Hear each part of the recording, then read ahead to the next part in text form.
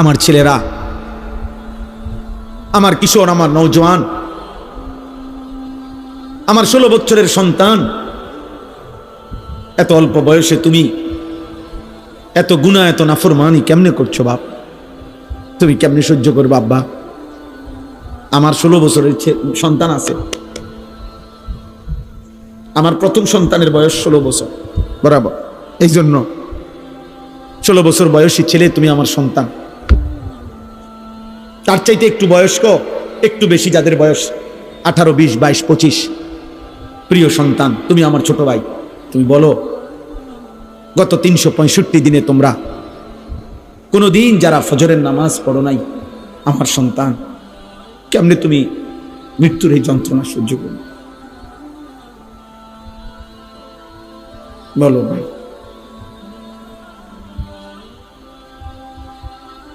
আহা, হ্যাঁ, সারা রাত যারা মোবাইলে নারী দেখো, ছবি দেখো, উলঙ্গ দৃশ্য দেখো, এত নারী, এত ছবি, এত জিনা, এত বেবিচার, এত অসভ্যতা, নিজের হাত যারা নিজের লজ্জাস্থানে গুনাহের কাজে ব্যবহার করছো, কি করছো বা? আমি যে এর চাইতে বেশি আর বলতে পারছি না। আমি যদি একলা পাইতাম যুবক তোমার, আমি একলা আরো অনেক কিছু বলতাম। আমার উস্তাদ বসা, মুরব্বী বসা, ওলামা বসা, বয়স্ক লোক বসা। আমার জিন্দিগির ফিকির এটা, আমার রাত দিনের মেহনত এটা। মুসলমানের কিশোর নওজোয়ান ফিরবে। বলো ভাইয়া, তোমরা কি হিসাবে? অগণিত ছেলের চেহারা দেখলেই বোঝা যায় বাপ, আজকের সারা দিনে যারা এক ওয়াক্ত নামাজ পড়ো নাই, হায় মুসলমানের সন্তান, কেমনে পারলা? তুমি কি মরবা না? তুমি কি কবরে যাইবা না বাপ? এই পৃথিবীর কত রাজা বাদশাহ কবরে চলে গেছে, তুমি কি কোনোদিন কবরস্থান দেখো নাই? তুমি কারো জানাজা পড়ো নাই? তুমি কি কোনো মানুষের লাশ দেখো নাই? আমি 5 দিন আগে আমার জ্যাঠার সাথে কথা বলে আসছি, বাড়িতে খোঁজ খবর নিছি। 5 দিন পরে আমার জ্যাঠা মারা গেছে। আমি জ্যাঠার দিকে তাকাইয়া বাড়িতে গিয়া দেখছি, আমার এই সেই মানুষটা যার সাথে আমি কথা বলছি, উনি নাই, চুপ হয়ে গেছে, হাত নড়ে না, পাও নড়ে না। আমি জানাজা পড়াইছি আমার জ্যাঠার, তো জানাজার আগে আমি আমার জ্যাঠার কবরটা খালি, তখন কবরে রাখে নাই। আমি কবরের দিকে তাকাইয়া অনেকক্ষণ, 8-10 মিনিট হইব, আমার বাবার কবরের পাশে আমার জ্যাঠার কবর। আমার আব্বা আগে ইন্তেকাল করছে। আমার জ্যাঠার কবরের দিকে তাকাইয়া অনেকক্ষণ খালি কবরের দিকে তাকাইয়া ছিলাম। তাকাইয়া আমার মনে হইল কবর যেন আমারে ডাক দিয়ে বলছে, আনিস, আমার কাছ থেকে 1 মুঠ মাটি দিছিলাম আমি তোমার জ্যাঠারে বানাইবার জন্য, আজ আমার মাটি আমি ফেরত নিলাম। ওয়াফিহা নুঈদুকুম। নওজোয়ান, তোমার মাটি মাটির কাছে ফেরত চলে যাবে। তুমি মাটি ছাড়া আর কিছু না। তোমার এই চোখ, নাক, কান, হাত, পাও, হ্যাঁ, এটা চোখ, নাক, কান, মাটি, মাটি, ওই মাটির টুকরা। ওয়ালাকাদ খালাকনাল ইনসানা মিন সুলালাতিন মিন তিন। আল্লাহ বলছে, শুকনো মাটি থেকে, ঠনঠনে মাটি, আমি সেখান থেকে মানুষকে সৃষ্টি করেছি। তুমি মাটির একটা টুকরা ছাড়া আর কিছু না। আর মাটির এক টুকরা এত অহংকার করা এত বড় মালিকের সামনে সাজে না রে বাপ, উচিত না, উচিত না। এত বড় মালিকের নাফরমানি করছো কেমনে? কোরআনুল কারীম আল্লাহ নাজিল করছে 30 পারা। এতগুলো কথা আল্লাহ কোরআনে বলছে, 30 পারা নবীর জবান দিয়ে বলাইছে, 23টা বছর কোরআন শরীফে আছে। ফাবি আইয়ি হাদিসিন বাদাহু ইউমিনুন। আল্লাহ বলছে, বান্দা বল না রে, আমি আর কেমনে বললে, আর কোন কথা বললে, আর কতবার বললে বান্দা তুমি আমার কথা মেনে নিতা? এই নাফরমান, এই বেনামাজি, দাঁড়া, এখন দাঁড়া। ফজরের নামাজ পড়ো না যারা, গত 1 বছর ধরে হাইওয়ান, মুসলমানের বাচ্চা এত নিকৃষ্ট হয়? তোর কোনো মা নাই? তোর কোনো বাপ নাই বেটা, তোর কোনো আল্লাহ নাই, তোর কোনো নবী নাই, তোর কোনো ধর্ম নাই, নাফরমান। জীবন মানে হুদা ভাত, জিন্দিগি মানে শুধু ভাত, জীবন মানে শুধু ঘুম, জীবন মানে শুধু পেশাব পায়খানা, জীবন মানে শুধু লজ্জাস্থানের চাহিদা পূরণ। এগুলো তো কুত্তারও পূরণ হয়। এই নাফরমান, খানা তো কুত্তাও খায়, ঘুম তো কুত্তাও যায়, পেশাব পায়খানা তো কুত্তারও হয়, লজ্জাস্থানের চাহিদা তো কুকুরও পূরণ করে। কুকুরের বাচ্চা হয় না? কথা বলে না? কুত্তার বাচ্চা হয়নি তো কুকুরের বাচ্চা হয়, মানেই তো তার চাহিদা পূরণ না হইলে বাচ্চা হয় কেমন? তো তুমি এটা কি ভাবছো বাপ? এক ওয়াক্ত নামাজও পড়তা না, কেমনে বাঁচবা? ফাকাইফা তাত্তাকুনা ইন কাফারতুম ইয়াওমান ইয়াজালুল বিলদানা শিবা। আল্লাহ বলে, বান্দারে আমার, কেমনে রে বান্দা এত নাফরমানি করছো? আল্লাহ বলে, সেদিন হাসরের দিন আমার বান্দা কেমনে রে বাঁচবা বান্দা? এত নাফরমানি, এত মিথ্যা, এত চুরি, এত জিনা। এক মুমিন মুসলমান দাবি করে 30 বছর ধরে সুদ খাও। মুসলমান বুঝি 30 বছর সুদ খায়? মুসলমান কেমনে 30 বছর নাচ গান দেখে? মুসলমানের মা, মুসলমানের বোন কেমনে 20 বছর ধরে বেপর্দা? মুসলমানের ঘরে কেমনে প্রত্যেক দিন নাটক, সিনেমা, নর্তকীর ছবি চলে, নাটক, সিনেমা চলে। আল্লাহ বলেন, আমার বান্দা এই যে দিন রাত নাফরমানি করছো, ফাকাইফা তাত্তাকুন, ওই হাসরের দিন কেমনে বাঁচবা বান্দা? যেই দিনের একদিনেই দুঃখ, কষ্ট আর পেরেশানি আর যন্ত্রণায় একদিনেই দুধের বাচ্চা, কোলের বাচ্চা বুড়া হয়ে যাবে। ইয়াওমান ইয়াজালুল বিলদানা শিবা। একদিনে ইয়াওমান, কয় দিনে? একদিনে বাচ্চা বুড়া হয়ে যাবে, একদিনেই কালো চুল সাদা হয়ে যাবে। খামখেয়ালি করো না বাপ, শেষ কথা শেষ। তুমি আল্লাহর বেষ্টনীতে আছো, আমিও। আমাদের জন্য আল্লাহ তাআলার ইন্তজাম করা আছে। তুমি আল্লাহর এই ইন্তজামের বাইরে যাইতে পারতা না। আল্লাহর বেষ্টনীর ভিতরে থাইকেই মৃত্যুর যন্ত্রণা আসবে। এই কথাটাই আল্লাহ এখানে বলছে। এবার দেখেন তর্জমা শুনেন, তাই শেষ কথা। আমার ভাই, আমি বলে গেলাম, আমার সন্তান, আমার ছেলেরা, আমার বাবারা, আমার ভাইরা, আমি বলে গেলাম স্পষ্ট, দয়া করে মরণকে স্মরণ করো, ভুলে যেও না। তুমি ভুলে গেলেও মরে যাবে। বলে আমার মনে ছিল না, মনে না থাকলেও মৃত্যু হবে। হবে?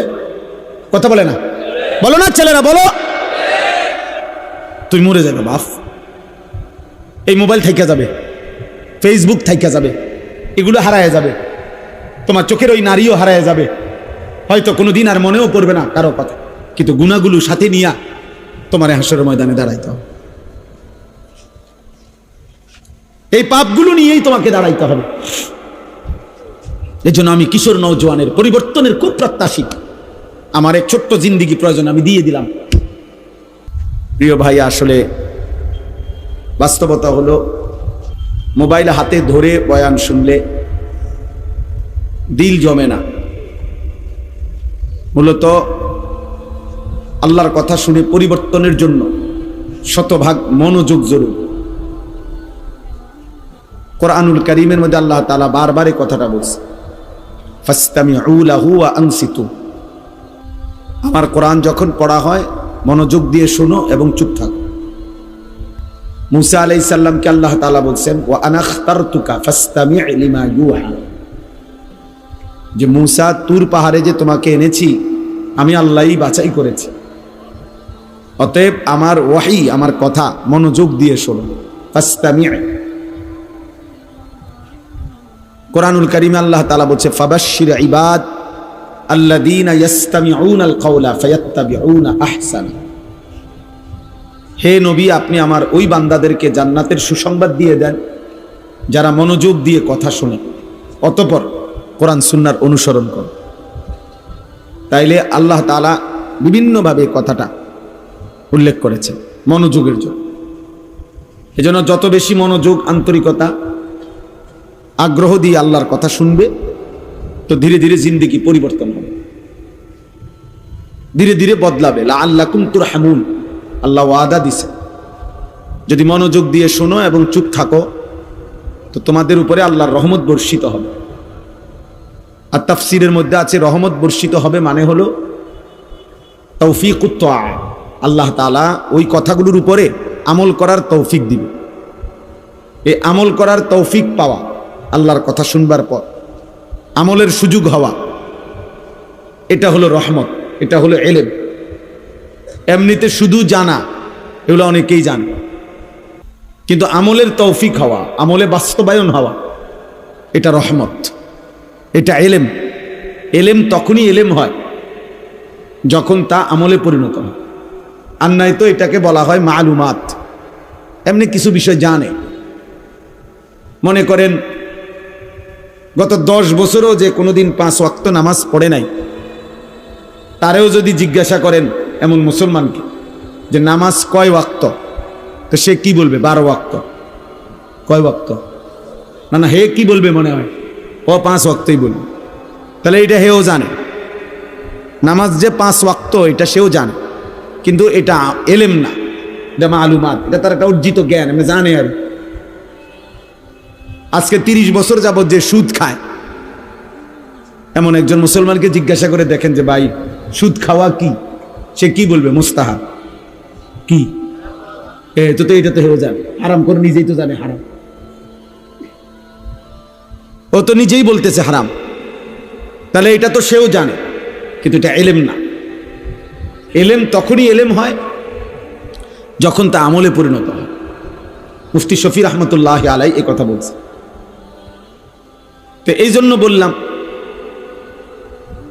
আমলে পরিণত হওয়ার জন্য, আমলের তৌফিক পাওয়ার জন্য, রহমত পাওয়ার জন্য আল্লাহর কথা মনোযোগ দিয়ে শুনতে হয়।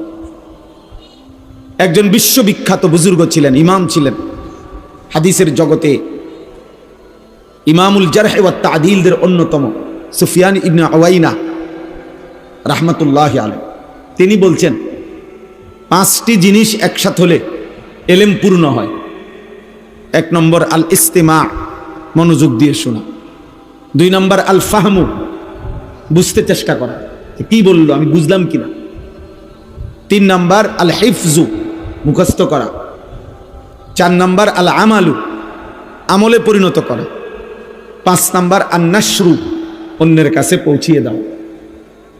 মনোযোগ দিয়ে শোনা, বুঝতে চেষ্টা করা, মুখস্থ করা, আমলে পরিণত করা, অন্যের কাছে পৌঁছিয়ে দেওয়া।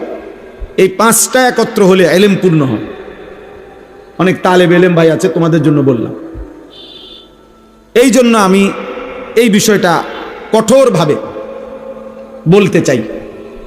মোবাইল হাতে ধরে রাখলে দিল বসে না, মনোযোগ আসে না। যে এটা ধরে রাখে সারাক্ষণ তার অন্তরে এই মোবাইলের কথাই মনে পড়ে, সারাক্ষণ দিলের মধ্যে এটাই আসা দেওয়া করে। এই জন্য একবার আগায়, একবার ফিচ্ছায়, একবার ডাইন দিকে নেয়, বাম দিকে নেয়, ছোট করে, বড় করে, এ বিভিন্ন রকমের সদর বদর করে। হ্যাঁ, বাস্তব, এটা পরীক্ষিত কথা। ফলে ওই বেচারার সারাক্ষণ ফিকির এটা নিয়ে। এখন কারো মোবাইলের মধ্যে যদি 1 লক্ষ ওয়াজ থাকে, সুন্দর করে ক্লিয়ার সাউন্ড, ক্লিয়ার আওয়াজ, ক্লিয়ার পুরা আওয়াজ, মনে করেন এমন 10,000 না 10 লাখ ওয়াজ আছে, তো তার কবর রাজা মাফ তো লাভ হলো কি? লাভ কি হলো? এর জন্য হাকিমুল উম্মত মুজাদ্দিদুল মিল্লাত হযরত মাওলানা শাহ আশরাফ আলী থানভী রাহমাতুল্লাহি আলাইহি বলছেন, মানুষের অন্তর, মানুষের দিল একই মুহূর্তে 2 জিনিস একই মুহূর্তে ভাবতে পারে না। এটা মনোবিজ্ঞানেরও কথা। অন্তর একসাথে 2 জিনিস ভাবে না, একটা সরাইয়া আরেকটা ভাবতে হয়। এজন্য মোবাইলের ভাবনা যদি দিলের মধ্যে বসে থাকে তো নিজের ভাবনা আর আসবে না, নিজের কোনো অনুভূতি জাগবে না। এজন্য দোস্ত, আমি আবারও অনুরোধ করছি, একজনও হাতে মোবাইল ধরে ভিডিও বা রেকর্ড করার চেষ্টা না করে। যার অসুবিধা হয় চলে গেলে ভালো। আমি আবারও বলছি, যেহেতু আমি নির্বাচনের জনসভা না, আমি কোনো প্রার্থীও না, আমি ভোট চাইতে আসি নাই। আসছি এখানে সব আমার মুরব্বী ওলামায়ে কেরাম, আমার উস্তাদ বসা। হুজুর আমার সরাসরি উস্তাদ, আজকের মাহফিলের যিনি সভাপতি, এই এলাকার কৃতি সন্তান, ব্রাহ্মণবাড়িয়ার হাজারো লাখো ওলামায়ে কেরামের হৃদয়ের মানুষ, সারা দেশের ওলামায়ে কেরাম যাকে ভালোবাসেন, হযরত মাওলানা আলী আজম সাহেব হুজুর আমার সরাসরি উস্তাদ। আমি দারুল আরকামেরই ছাত্র।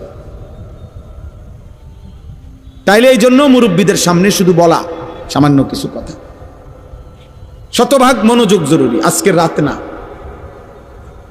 সব সময় সব সময় সব সময়।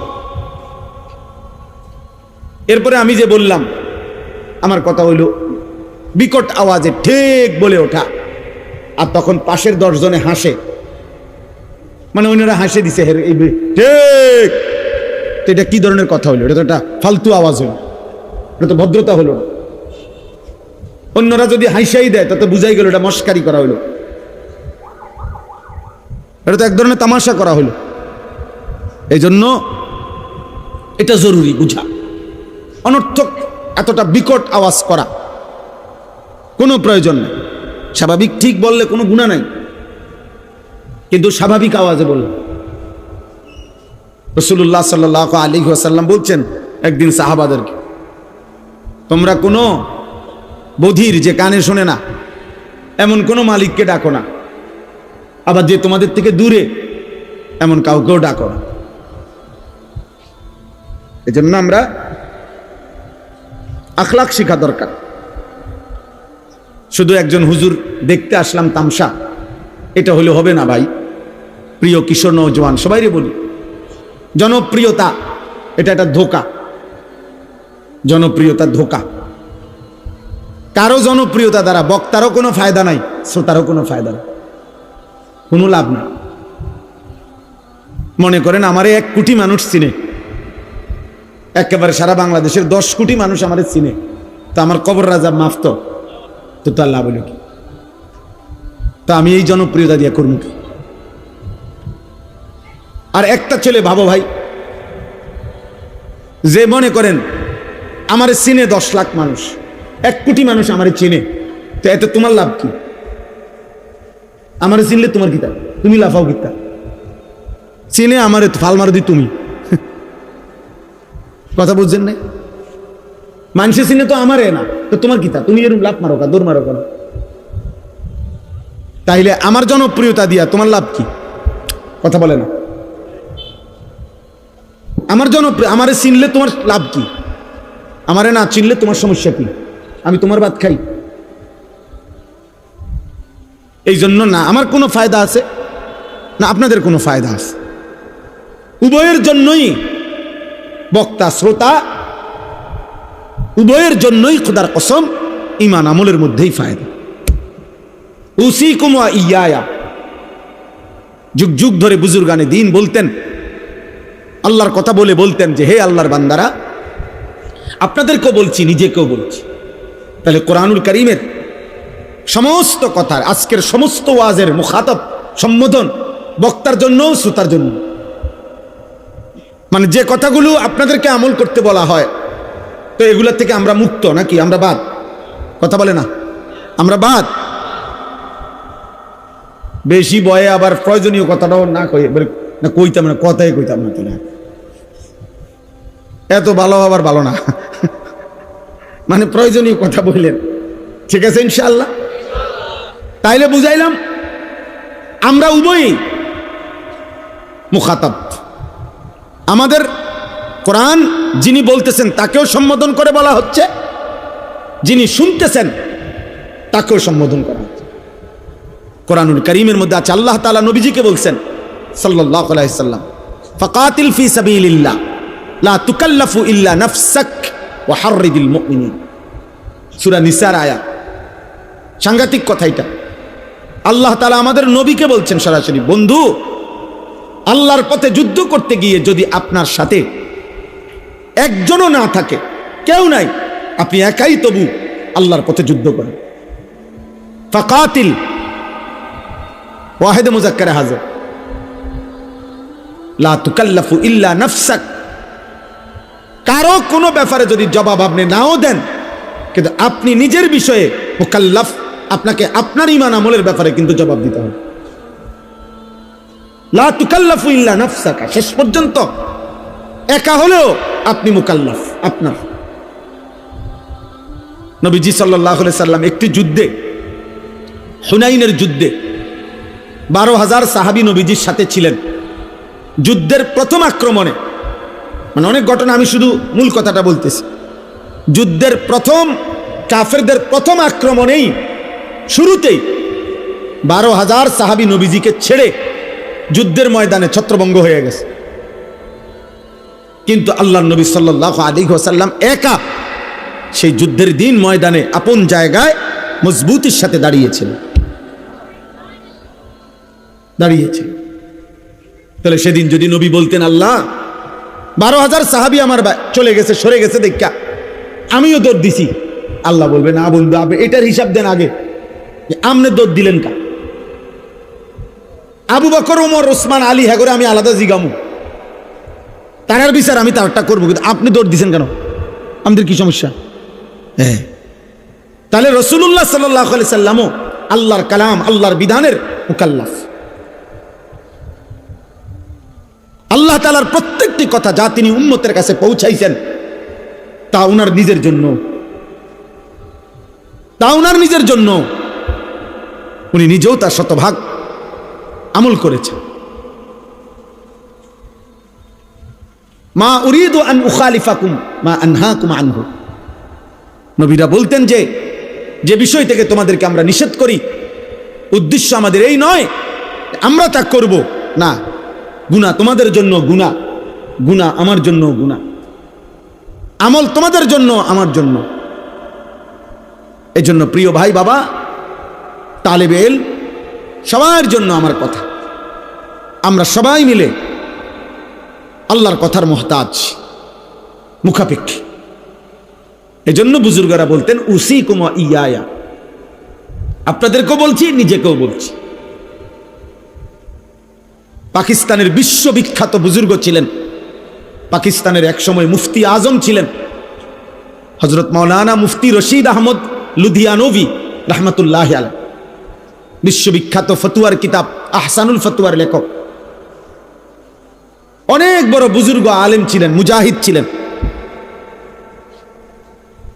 মুফতি রশিদ আহমদ লুধিয়ানভি রাহমাতুল্লাহ আলাইহির বয়ানের মধ্যে আমি পড়ছি খুতবাতুর রশিদ, ওইখানে লিখছে যে হযরত বলেন যে কথাগুলো আপনাদেরকে বলছি, উসিকুম ওয়া ইয়া, আপনাদেরকেও আমাকেও, হযরত বলেন নাহুর কায়দার কারণে উসিকুমের কুম আগে বলতে হইছে, ওয়া ইয়াকে পরে বলতে হইছে, গ্রামারের কারণে।